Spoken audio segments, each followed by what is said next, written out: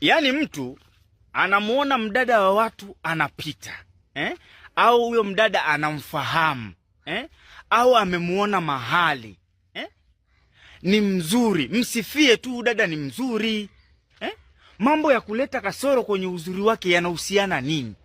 Asa unakuta jitu limekaa kabisa linaongea tena kwa hekima, liko serious. Aise, fulani mzuri lakini ana tumbo. Wewe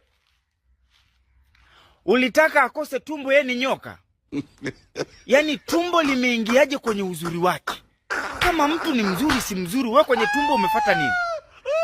Kilichokupeleka kwenye tumbo umefata nini?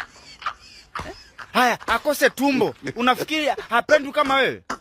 Au ashibi kama wewe? Si binadamu, unaona ni jongo yule. Eti yule dada ni mzuri lakini tumbo. Wewe tumbo linakuhusu nini? Tumbo lake wewe kwako la kazi gani? Wewe kama umeamua kumpa mtu credit zake ni mzuri, mpe ni mzuri. Mashallah. Hasa ndio umekaa, yani yule mdada ni mzuri lakini tumbo. Wewe akose tumbo unafikia ananongwa kama wewe? Haya, akikosa tumbo bandama na mafirigisi ataka wapi? Kuna mwanadamu ambaye hana tumbo? Yeye ni nyoka. Tumbo hiyo, tumbo hiyo which? Hafu umekaa kabisa unasema eti shida ana tumbo. We tumbo una?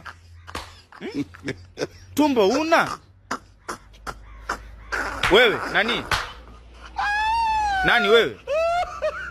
Au wewe ndo tumbo mwenyewe?